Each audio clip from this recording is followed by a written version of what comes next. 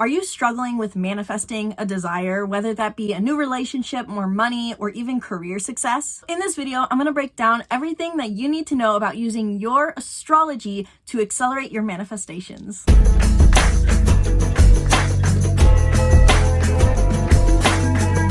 Hello and welcome back to the channel. I'm Isabelle, and today we're talking about how you can use astrology for your manifestations. And this is tried and true because I have been using my astrological birth chart as well as transits to manifest my desires instantly for the last probably 5 years.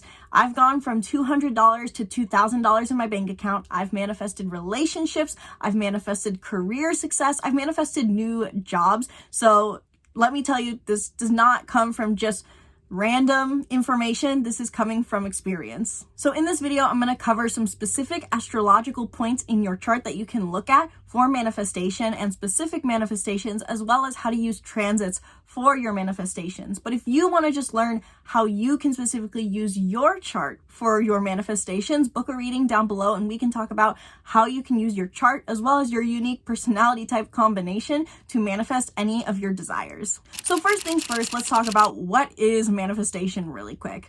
The law of attraction, which means that which is likened to itself is drawn. I kind of messed that up as I said it, but I think you got the point. The point is the law of attraction is the idea that whatever vibe or energy you put out is what you receive. Manifestation, in the end, is the act of getting into an intentional vibration to attract something that you desire. Given that manifestation is in the end all about energy, we can see how astrology can easily tie into this, because astrology is simply put the concept that each planet has an energy that we can tap into, whether that be a current transit or something in our chart. And so for this reason, we can use astrology to manifest. But how exactly does this play out? It depends on what exactly you're trying to manifest. So let's talk first about the number one thing I hear people wanting to manifest, which is money. At least that is, in my circle, the most common one. How can we use our astrological birth chart to manifest money? There are 3 major planets that I look at and used when it came to manifesting wealth in my life. Those 3 planets and aspects are Venus, Jupiter, and a point in our chart called the part of fortune. Venus is the planet of wealth and love, and stereotypically thought of as a planet maybe for romantic manifestations. But Venus is all about living a valuable life. And so whatever sign our Venus is, regardless of whether you're male or female, tells you what you value. And it tells you more specifically what energy you embrace when you are in a receptive mode. Feminine energy in the end is about receiving, whereas Mars is our masculine, our ability to act. And so when we step into our Venus feminine energy, we put ourselves into a receptive mode, a vibration that tells the universe, hey, I am ready to receive. And specifically, I'm ready to receive things that are valuable, that help me live a life I love, that feels like a romance, and that makes me feel like I'm living a wealthy life. Jupiter is also a huge one for your manifestations, because specifically when it comes to wealth manifestation, because Jupiter is the planet of spiritual and mental abundance, or spiritual and material abundance specifically is what I mean. Jupiter is the planet of expansion, and it is said to at times be an explosion. But when it comes to the law of attraction and manifesting our desires, specifically manifesting money, stepping into our Jupiter energy helps us spiritually and materialistically grow. It does require us oftentimes to step a bit out of our comfort zone of what we think the world should be like, but we step into an energy of abundance, and we attract abundance when we act like the zodiac sign our Jupiter's in. And finally, for money manifestation, we have the part of fortune. The part of fortune is a mathematical calculation in our chart, and you can check out my video talking about the part of fortune throughout the signs to learn more.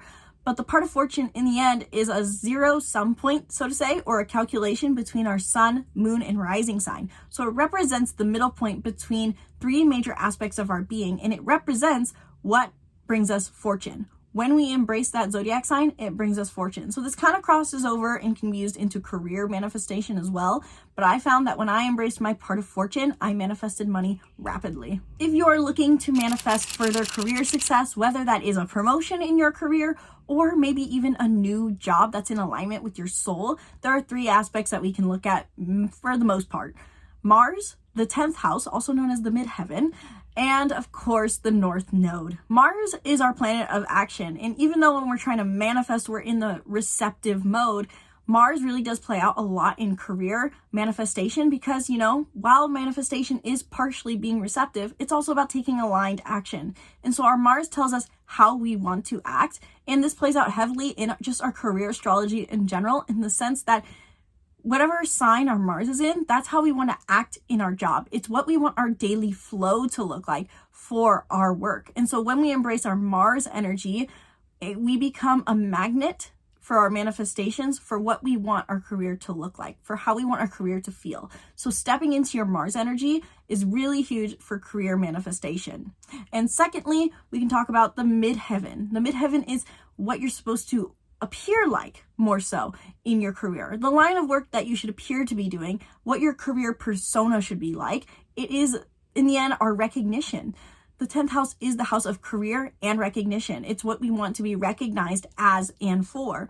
Well, granted, yes, we do want to be recognized for our Mars because that is our talents, but we should be appearing as our 10th house. So whatever sign your 10th house is in, trying to embody that sign will bring you more recognition for your work and bring you more success, the highest point of your success, so to say, as it is the highest point in the sky. It can bring you heightened success in your career. And finally, for career manifestation, the North Node. Let me tell you, when I started acting towards my North Node, even though it's technically not in a career house, I experienced way faster upgrades in my career life as well as my wealth. So the North Node really does play out into all manifestations because the North Node is our highest path to growth in this lifetime. And the universe rewards us for doing the inner work that we need to do to overcome our shadows. Whatever sign and house your North Node is in is going to tell you what you need to embrace, what is hardest for you to embrace, and where it is hardest for you to embrace this. So when you start doing the work to embrace that energy, to step out of your comfort zone and embrace this highest path to growth, the more we rapidly manifest and the more the universe rewards us for stepping into our growth. In the end, the North Node is said to be, especially in Vedic astrology, the point of material success. And if you're looking to manifest love, whether that be a relationship, a romantic partner, new love interest, just even a date, there are a few different aspects we can look at in the chart. Did you tell that my voice cracked there? It totally did, and I don't know whether I need to refilm that or not, but we're just going to plow through. First and foremost, the first thing that you can use in your chart for manifesting love is Venus/Mars, depending on whether you're in your more masculine energy or feminine. Stereotypically, women should be more in their Venus energy for attracting love, and men should be more in their Mars energy for attracting love. And the vice versa is true in the sense that you, as a female, women seek out in a male counterpart or masculine counterpart their Mars energy, and men seek out their Venus counterpart in feminine energy. Hopefully that makes sense. I have more videos covering Venus and Mars. Check that out for more information. But overall, women for manifesting love should be in their Venus energy, just as we talked about for money, and men for attracting love should be in their Mars energy. When it comes to love manifestation, there's also one major planet that I consider to be the most important thing to know in your chart, arguably, which is your moon sign. Given that in the end, we are seeking emotional fulfillment from our manifestations, the moon sign is the most logical thing to look at for manifestation because the moon sign is our emotions. It tells us what we need for emotional fulfillment and what we act like with those who are closest to us. So owning your moon sign and checking in with your emotions, nurturing your moon sign can be a way to rapidly manifest love as well as other things too, but especially plays out when it comes to romantic manifestations. Once again, bringing back the North Node for the sake of love manifestations, because when we step into our North Node and step into our growth, we attract people who are aligned with our growth rather than who are in alignment with our South Node, which is our karma or our overused gifts and talents. So when we step into our North Node, this can be huge for our love manifestations. And this is especially true if your North Node is in the 5th or 7th house or in the same sign as your Venus placement. And the final aspect that I would mention for love manifestation using astrology is the 7th house. The 7th house is the house of one-on-one partnerships. It shows us what we want our relationship to be like. Now, this is not necessarily what we want to be or what we want them to be. This is what we want the connection itself to be like. So looking at the sign that your 7th house, also known as your descendant, starts in will tell you what kind of energy you should be embodying and assuming is present in your life. So for example, for me, my 7th house is in Gemini. And so I wake up every day and go, I'm just so grateful that I have a relationship that is very Gemini-esque, meaning that it's curious, it's intellectual, it's stimulating. So that's how to use your natal chart for your manifestations, but you can also use transits. Astrological transits activate certain areas of our chart, such as our career, our relationships, or even our finances. And so looking at your natal chart and looking for where your 10th house is, your 7th house of relationships, or your 2nd house, and seeing when planets are transiting there can be helpful for knowing what astrology is basically saying, hey, now's the time to focus on this.